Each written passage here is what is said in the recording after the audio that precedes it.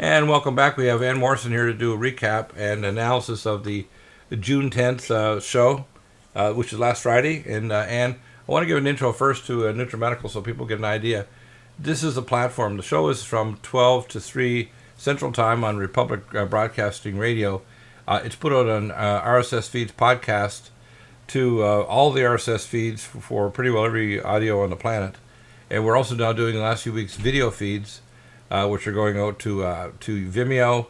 Live stream is a broadcasting platform, and YouTube, and basically every other video feed you can imagine on the planet. So we're working toward eventually putting it up in shortwave, satellites, etc. So, and everybody can acquire this by searching by topic and so on over on Deagle-network.com. Just want to mention a couple of the things that are going on. If you need to contact me for a wellness consult, your initial consults and even follow-up, if it's just a straightforward 1, 2, 3, here's the nutraceuticals to get you on wellness, to review your health history. If it's complex, I'm going to recommend a consult, which we purchase by time units. But your recommendations are free. You can email me anytime, anywhere in the world, doctors or patients, and you just go hit this button here. If you want to listen to the show, you don't go to Republic Broadcasting, you go to our website. The first button here under Listen Live is the Listen Live Free. The second one is the archives over at Deagle Network, podcasts, both audio and video. This is the Zeno Live phone number. If you dial this number, the show is rebroadcast 8 times a day. I personally post it up at 701-801-2263. If you want to listen to the show or any of the Republic Broadcasting shows on phone or Android, you dial 605-562-5111, or on Android phone 712-775-6827. This is our Vimeo channels, including our pay-per-view channels, live stream channels, all of the 8 different events that are going on there. The nutraceutical formulas, you should log in and actually register with live stream so you'll get a notification we're doing live shows. If you want to call in or email during the show, I set it up so that you can actually log in to our live stream channel, and you just do NutriMedical 1. In fact, the NutriMedical 1 is kind of interesting because it's NutriMedical number 1, because you can actually log in and you have a question on a live show, or if I approve the question, I can actually bring you up on air. And that's just by logging into Skype. So we take Skype calls. All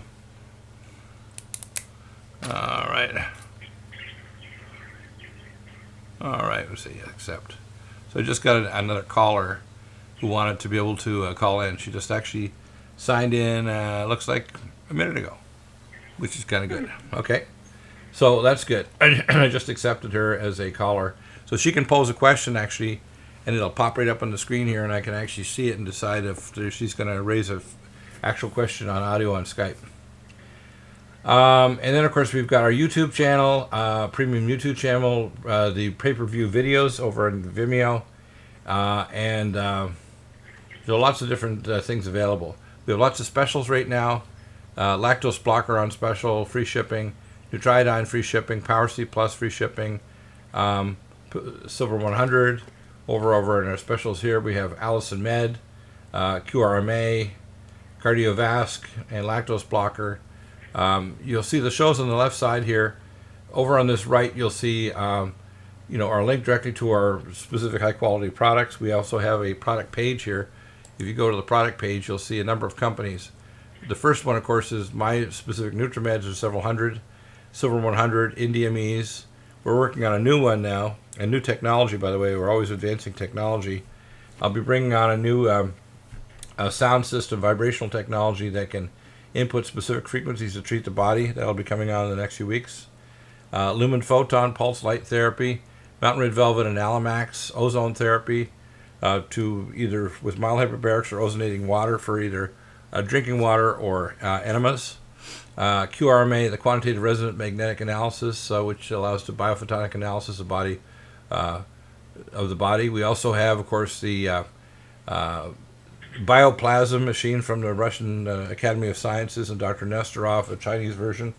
We have the VibraSlim vibrational exercise machine, liquid zeolite, the Dr. U-book, Carrot Bars Gold Business, phone wellness consults. If you go here to the phone wellness consults, what you'll see is there is and this is important to understand this, there is a form here. Then if you hit this area here, you're going to see a form that'll pop up, and that is over here on download product sheet. So it's $150 per 30 minutes if it's a complex case. 95% of the time, I would just give you a free response to say this is what you take for your COPD or your hypertension or whatever, and there's no cost. It's part of our ministry. You do want to fill in this form, which is 11 pages for environmental functional medicine history. If you're doing a consult, minimum is usually 1 or 2 units, depending how complex the problem is to start with. And this is both for my consult and review time, of reviewing labs, work, ordering tests, doing all kinds of things, or reviewing medical legal information. And then, of course, we have down here pure water systems, water systems. We also have, of course, a blog over on our Deagle network for you to contact other people within NutriMedical that are using our products and so on around the world. And you can pose questions or raise issues or post articles through Michelle, that's my wife, that manages that blog. We've got less EMF, which we had on today, Emil de Toffel, on technologies for measuring radiation, electromagnetic pollution, etc., and preparedness technology to protect you. PrepareWise Foods, the Ready Store for medical and emergency equipment, and we have, of course, clearance products and so on, and featured products. So those are all very positive over here, and I want to show people where they can find your blog. And over under Associates, if you go in the right-hand panel here, they go down to the blog for TWILAND, and it's down here. There it is. And Morrison Science, the blog End Times Info by subscription, email weekly. If they hit this link, they go directly to TWILAND, TWILAND.info. I was talking to Jim. I'll be talking to him again. He's setting it up so you'll have a pay-per-view blog. Eventually, I'll set up. So this is very important. The amount of information and the kind of information Ann presents is very unique. You're not going to find it on radio, TV, or even other parts of the internet. She's an excellent scientist on a whole range of things, from earth changes to biosecurity, pathogens, and jet stream weather, space weather, and so on. So we cover a whole range of topics, which we're going to do today. So let's switch over to go to your articles here, Ann. And I think what we'll do is we'll whip right to the top of the page here, because we're going to start off with your issues on biosecurity that go back to the Zika virus. So take it from the top. I'm going to pull up the pictures here. This was from the 10th. I just need some more water. Too much Dr. Deagle talking, as always. Okay, so let's talk about no vaccine, no treatment, no quarantine, no testing, Zika pandemic. That's the top of your blog here. Yes. Well, thank you, Dr. Deagle. Yeah, this is my opinion. And what's happened is that you call an outbreak, that's when you've got a cluster of cases within a state. You call it an epidemic when it crosses state boundaries, and you call it a pandemic when it crosses country boundaries. And we certainly do have a Zika pandemic. Okay, no vaccine, no treatment, no quarantine, no testing. There's nothing to stop the Zika pandemic. And by the way, they're not funding it either. Congress is dragging their feet. They put a lot of money into Ebola from last year, but they're not taking any of that money out for Ebola, which is a much bigger problem. For Zika, Ebola is pretty localized to West Africa, and it's just not coming here. But Zika is here already, and it's spreading like wildfire across the country. And many of these women, we've talked about this beforehand, their uterus may be a remote site, which means it may be permanently infected with the RNA virus because it's stealth, and it means they may never be able to have a normal pregnancy after they get infected. The same way as sexually transmitted men, it may still grow in their testicles or their epididymis forever, so they may be sexually incapable of having a normal child or without infecting the mother, so that the child in the first trimester especially is at risk of anencephaly or microcephaly because of the damage to the cortex and the thing called the endoplasmic reticular effects of the Zika RNA virus. Literally is neurogenic and kills the nerve cells before they develop in the brain. So they only get left with a reptilian brain. So let's talk about some of these maps you have here, Ann. You've got a map here that shows South America. And okay, well, let me get started on my opinion. Yeah, go ahead. And actually, that's a map of Brazil. and it shows that the whole country is endemic for Zika. Right. Zika continues to spread into countries in the Caribbean Sea, South America, and Polynesia. The World Health Organization has not recommended any travel restrictions for Zika, although it is a pandemic. Isn't that weird? That's really bizarre. It's like, are they trying to cause a wave of microcephaly? And we also suspect it not only causes singing gait paralysis, but we know it causes multifocal leukoencephalopathy or encephalitis. And we don't know what the percentages are because there may be a lot more people that are infected that will develop neurological syndromes slowly or acutely that we don't know about yet or don't directly connect with Zika. Well, that's right. Only 1 in 5 person who catches Zika has any symptoms at all. Right. So there's a hidden pandemic. The vector of Zika is the Aedes mosquito, and that mosquito seldom travels more than 30 feet from its place of emergence from stagnant water. 30 feet. Wow. And the virus stays in human blood for less than 4 days. So how is Zika being spread around the world? Maybe the mosquitoes hitch a ride in a ship. These mosquitoes are known to hover around humans, even to the point of living inside in flower pots. The vector control measures that are taken on land include spraying of larvicides. Probably many cargo and cruise ships, as well as airships, harbor the Aedes mosquito. Yeah. Maybe someone with Zika carries it back home, where relatives and neighbors are infected by the Zika in the seminal fluid and saliva that is projected during talking.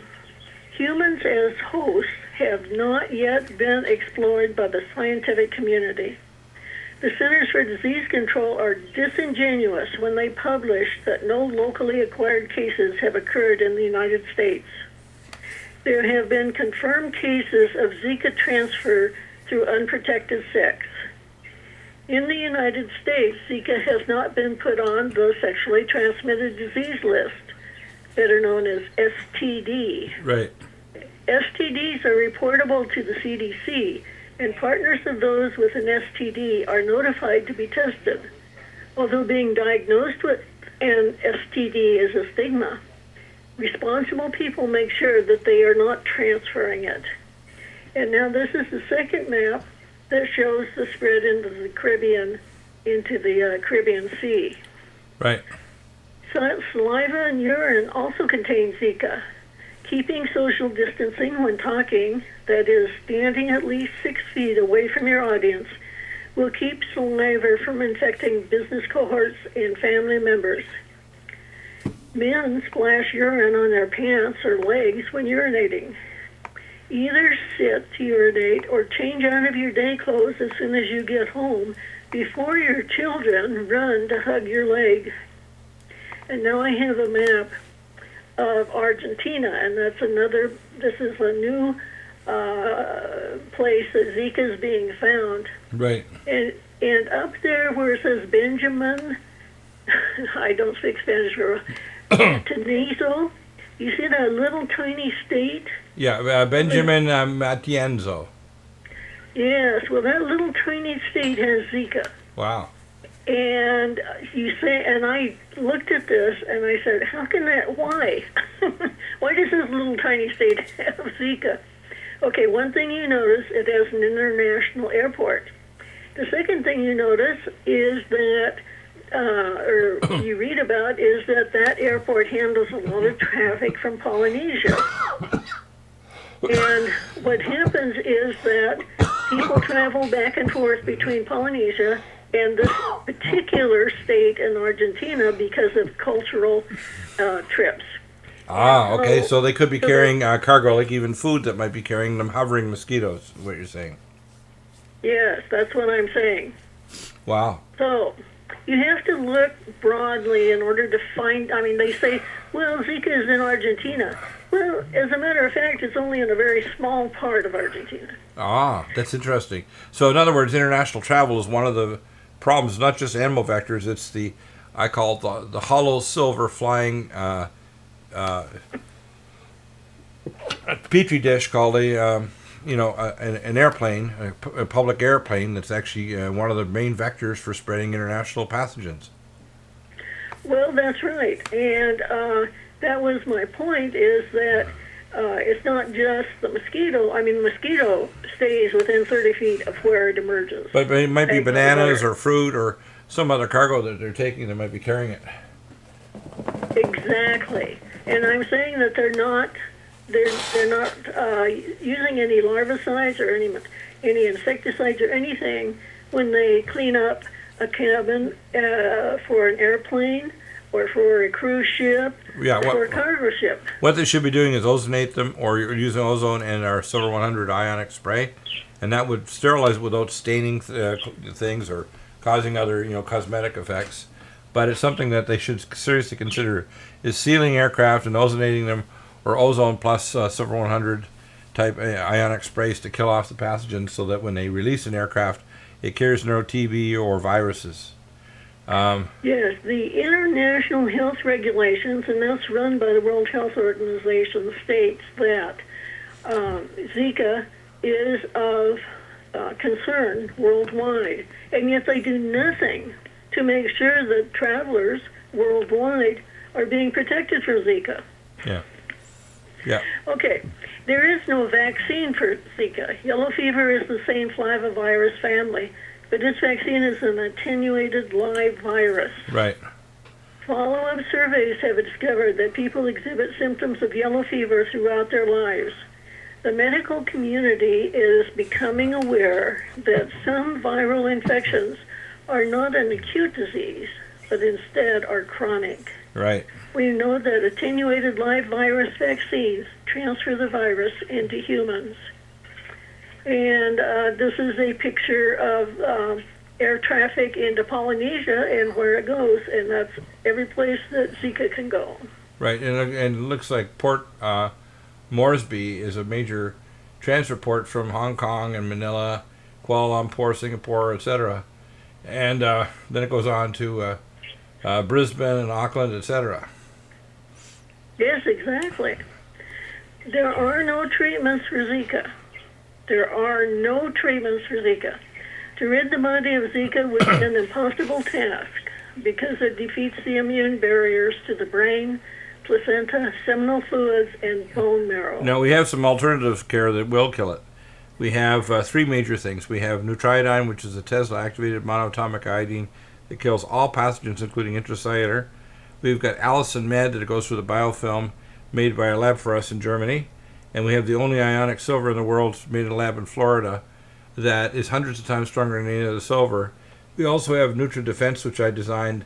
It disrupts the capsid of all RNA and DNA viruses and boosts the natural killer cell activity so that you don't need to worry about evading the immune system. This actually disrupts the viral capsid. And we also have polyphenol, which blocks the receptor binding domain so the virus cannot attach to the domain of the cell membrane. So I designed that years ago because I knew that we're going to need bioweapon protection. And this is, I consider, in a sense, a bioweapon because although there's only 15 base pairs from the previous versions of Zika, it was upregulated by the presence of the OX513A gene that affected mosquitoes. They call them Franken mosquitoes, the Aedes aegypti, but also got into vector animals and so on. And these same types of genes, these riddle genes, got into moths years ago in Georgia to stop the ballworth moth. And they've now found that they got into plants, mosquitoes, anything with double-stranded DNA. The primary mechanism is it increases oxidative stress in the host, and that speeds up the rate of mutation of Zika. And there's only 15 base pairs out of 10,000 that are changed, but it's made Zika much more likely to produce this UPR response, the upregulation of the endoplasmic reticulum to cause apoptosis and brain cell damage. So please continue. Yes, and I want to thank Dr. Deagle for being prepared for this and to have the medicines that you can use because you're a doctor. Yeah, in fact, if you take, for example, just allicin med alone, only take that one, biting insects will not bite you. No ticks, no mosquitoes, no biting insects will even go near you because you're going to release thiol compounds in your sweat and your pores, and you will never be bitten. You give these allicin med to your dog will never be bitten. You don't need to give them these flea things that can be toxic. Allicin med will stop all biting insects from biting you and will kill off the pathogens they carry. And it may not just be Zika. Most people don't realize the white-footed mouse, which is a major vector of everything from hantavirus to nanobacteria, etc., that it kills all these pathogens are killed by allicin med, which is a specialized stable form of using a German technology for stabilizing the allicin. But the most powerful of all our antipathogenics is our Tesla-activated Edgar Cayce monatomic superconductor iodine called triiodine, which I have contract manufactured for me by a former NASA contract engineer. And I anticipated all these things, so they figure either due to international travel and world changes or to weaponization by countries, we're going to see multiple plagues. And in the last 2 years, the number of wild viruses and other pathogens has quadrupled on the world stage. And they're spreading like wildfire, not only Ebola, but Zika virus, pathogenic fungi, all kinds of weird bugs are spreading everywhere. And they're not just affecting humans. Most of the great apes are dying of Ebola. And I think over 90% of the great apes in some parts of West Africa are completely gone because of the presence of Ebola and these new versions of Ebola that are extremely toxic to the great apes. Well, to the primates. Primates, yeah, the great apes, primates, yeah. Right, including humans. Well, yeah, we're kind of a primate. A super primate. Okay. Cases of Zika in the central nervous system result in meningitis, encephalitis, and spinal cord injury. Cases of Zika in the womb turn babies into creatures that cannot reproduce. Cases of Zika in the bone marrow diminish platelet counts and cause bleeding out. Right. About 1/5 of the Zika cases have symptoms. That means 4/5 of the Zika cases are transparent to the current medical practices. There are some tests that can be done at ports of entry to discover those with Zika, but these tests are not being done. So travelers with Zika can return home and spread the contagion. Right. Those people identified as possible Ebola carriers were tested at ports of entry and then followed up by their local health departments. This protocol kept Ebola at bay. We need to treat this Zika virus with more respect, more like we treat Ebola. Right. Very, very good point there, Ann. That's CDC. Yeah. Yeah. Go. Please continue. The CDC has reported new cases of Zika in St. Barthélemy, Yeah. also known as St. Bart's, and in Grenada in the Caribbean Sea, in Peru and Argentina in South America, and in Papua New Guinea in Polynesia.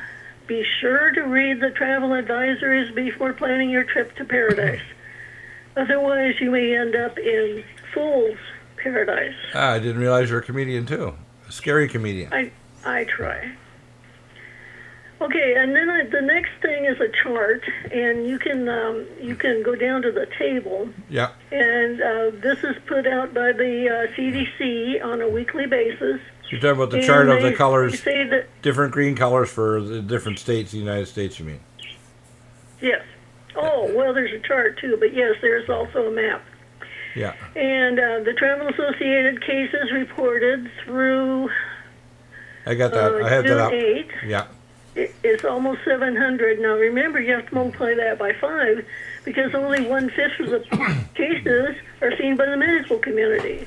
Right. So we're talking about 3,500 cases in the United States, and those are travel-associated. Of course, they say that 11 times 5, which is 55, are sexually transmitted, but they don't call those locally acquired cases. I don't know how they make this up. And there were 2 cases of Guillain-Barré syndrome. Wow. In the U.S. Territories, we had locally acquired cases reported, 1,301. So you have to multiply that by 5. Well, that is 6,500 cases, That's a lot of locally cases. acquired cases. And that's in Puerto Rico is the most notable case of that. But in any case, you can look on here, and you can get the statistics, and you can look at the map and see which which parts of the country have the most cases of Zika. And then below the map, there's a table. And for instance, Puerto Rico has the most. It's got 97% of the Zika cases in the territories. So you want to be very careful if you go to Puerto Rico. Yeah. All right. 97. Wow, so that's a lot. Now, if you look at this table, Ann, it shows that it's spreading like wildfire, but Congress is incredibly inactive, and the president, he's like he's asleep at the wheel. It's amazing he's just not doing anything about this public health danger. And it could functionally make most women that are currently, of childbearing age, functionally sterile. Well, that's what we don't know that for sure yet. But Yeah, that is we have to assume it until. hypothesis Yeah. that seems to have some weight to it. In other words, if the percentage of the women, let's say 5% or 10% or 2%, those women may not be able to have a functional pregnancy because if they do, they may have a chronic infection in their uterus of the RNA virus that doesn't trigger off the immune system, but it can cause damage to the fetus. Well, and even worse, it can get into the ovaries and Right. wreck the eggs that are there, Yeah, change the DNA in the eggs. yeah. All right, the next picture is a map of Mexico, and Mexico has provided this, the health department, Right. and it shows how many cases of Zika. And again, you have to remember that only 1/5 of the cases are reported to the medical authorities. So whatever number they've got on there, remember to multiply it by 5. There's a southern Mexico place with a number 120. It's like over here, I'll show it's 123. And then Mexico City, it looks like 88 in the southern province below Puebla. But there's one place here really near the Mexican border with probably, I think, Guatemala. It's 123, so it looks like Central America is really being clobbered by this. Yeah, I didn't get any statistics from them. All I got was I was lucky to find this map from Mexico. They are starting to get a little more aware down there. Yeah, so Chiapas province is really, really hot, and Oaxaca is also very hot in terms of number of cases. That's scary. That's darn scary. And remember to multiply by 5. Right. Okay, I want to jump now to the MERS coronavirus. That's the Middle East Respiratory Syndrome Coronavirus. We call it MERS Right. COV. And it's at a warning level of 3, or I mean an alert level of 2. You need to practice enhanced precautions because it is endemic in the Middle East. And there's a nice map that shows what they mean by the Middle East. Now, the Hajj and Umrah in Saudi Arabia have already started, and the Hajj pilgrimage to Mecca, Saudi Arabia, is among the largest mass gatherings in the world. So what you want to do is you want to be sure that you're as healthy as possible. Do not go if you are sick. And the annual Hajj pilgrimage is it draws approximately 3 million Muslims from around the world. 3 million, 3 million from yeah. around the world. And by the way, they're in such close quarters. It's a ideal place to have a massive explosion of pathogens. Exactly. And more than 11,000 Americans make the pilgrimage each year. Now you have to understand that those 11,000 Americans are coming back to America. Right. They're not going to stay over there. They're going to pick up MERS, and they're going to bring it back to the United States. But we do not have any screening for MERS. Right, and does anybody else have either a PCR test, a preliminary chain reaction, or any other screening test? Like we now do have a paper test. It costs about $1 a person to do this paper test for Zika. Do they have a good MERS test? No. No. Okay. So they should put money into that because MERS has been hanging around for a while. I mean, we had warning that it was going to break out. It broke out in Ontario, Canada years ago and killed a lot of people. It started in Hong Kong, and then it spread to Ontario and other places pretty quickly. Oh, yeah. This is a 30 to 40% fatality rate. Yeah, if you get it, you die. You get it, you die from it, and you suffocate in your own mucus and blood. Yeah. See, they call the camel, the animal, the camel, as the host. They don't call the human the host. But But the human is the one that transfers it from one place to another. Right. So really, the human is the host, and you have to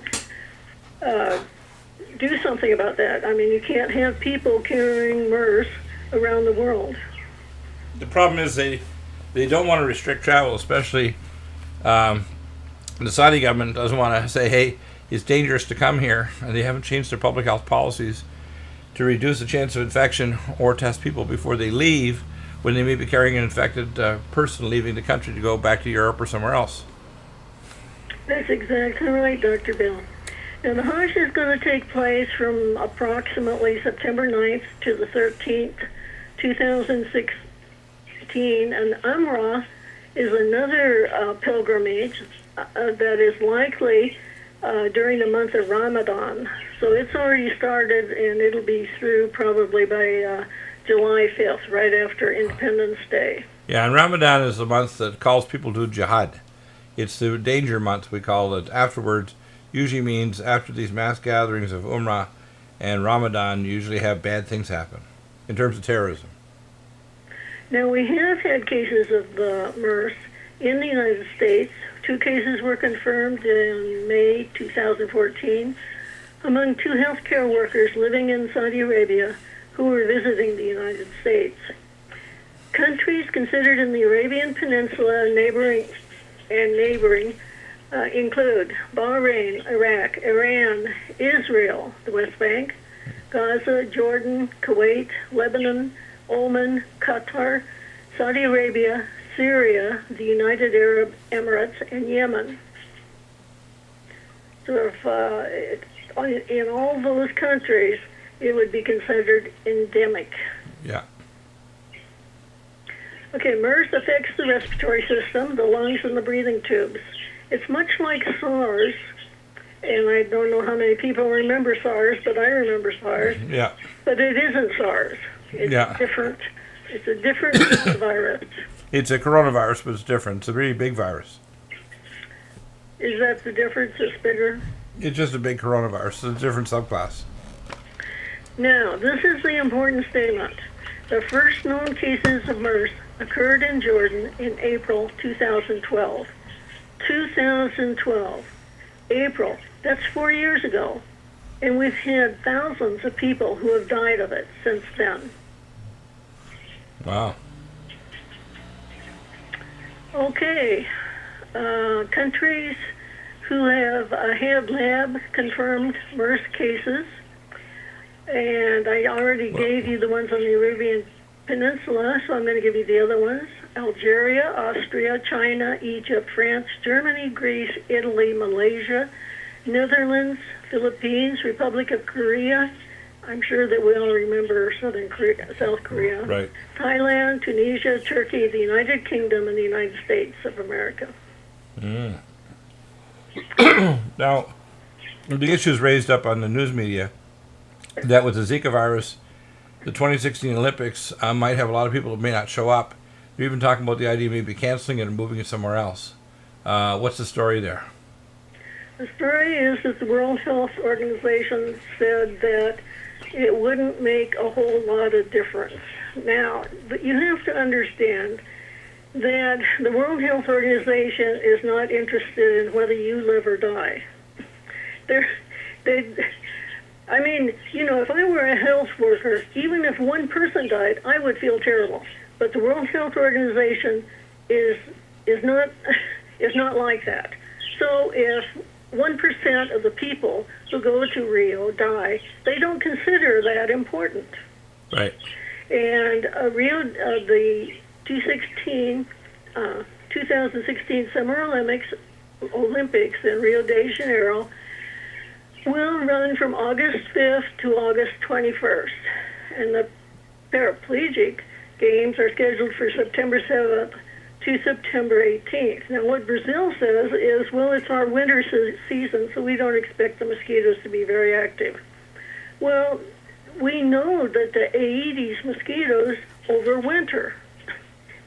They lay their eggs as late as they can, and they hatch, and the eggs that don't hatch, hatch in the spring. So I'm not sure that I believe would. that. I give them a simple solution. Everybody that goes there, the government should buy Allison Med and take it. They won't get bitten, and if they get bitten, they won't get transmitted an RNA virus. So just take one capsule, say once or twice a day. They'll be mosquito free and can pick up Zika. That's simple. The World Health Organization has recommended that women who are pregnant or who expect to become pregnant should not go to the Olympics. Yeah, I think what they want to do is they want to keep us very afraid, because these policies to me don't show either testing to identify people who are carriers.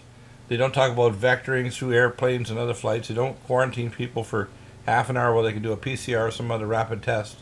They look at stupid things like temperature, or if you don't have symptoms, they just ignore you. And I think all those policies are extremely stupid, especially if the pathogen changes its pathogenic dynamics. In other words, it starts to become much more deadly. Let's say you acquire it and then you start seeing acute neurological syndromes in a higher percentage of people right away, or you get a delayed reaction, but it has a higher percentage of mortality. They're not prepared to deal with any of these eventualities, are they? No. No. And it's likely No. it's going to continue mutating, and the virus is going to upgrade and become more deadly. Now, I want you to look at this map, because the CDC recommends that travelers to Brazil protect themselves. You're going to laugh at this, Dr. Bill. Protect themselves from mosquito bites. The mosquitoes that spread Zika usually do not live at elevations above 6,500 feet. Now, they've noted this on the map. Right. With little circles. And I see those circles here. So those little circles are the small areas that are so high in altitude that mosquitoes are not likely there. So in other words, that's where you get your hotel. Yeah, that's I mean, that's not going to help you a whole lot. That's a little crazy. So in other words, if you're a rich American, you track the hotels at 6,500 feet and don't worry, you won't get bitten. I say just take Allison Med and our Nutridyne and you're going to be laughing. Oh, my. I mean, this is what we call, how can I say it? Yeah, there's been kind of social experiments looking at different forms of monkeys like bonobos and aggressive, chimpanzees. And this is like watching from outside the zoo the really stupid monkeys killing other monkeys. Yep. It's like really not good. Okay. Anyway, so the World Health Organization says, based on current assessment, canceling or changing the location of the 2016 Olympics will not significantly.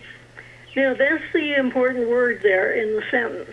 Will not significantly alter the international spread of the Zika virus. Will not significantly. Well, what is significant to them? You suppose if 10,000 people died or carried it to another country, that would be significant? I doubt it. Yeah. Yeah. Well, yeah, will not significantly alter the international spread of Zika, yeah. That's amazing that they would make those kind of statements. Okay, I want to skip on down to the Mount Hood. We talked about Mount Hood, and they have a large swarm of small earthquakes under Mount Hood since January 4th, 2010. That's this area right here where all the little yellow dots are on the map, right? Yes, and all those little yellow maps, you can see that there was a swarm in 2012, and then there were 3 swarms in 2014, and now there's an even larger swarm in 2016. Which means it's going to blow. It means it's going to blow, and they've been looking at Mount Hood as a possible source for geothermal, which is a green energy. But when they got down to 250 feet, they discovered magma. And the magma is the same type of magma that blew out the side of Mount St. Helens.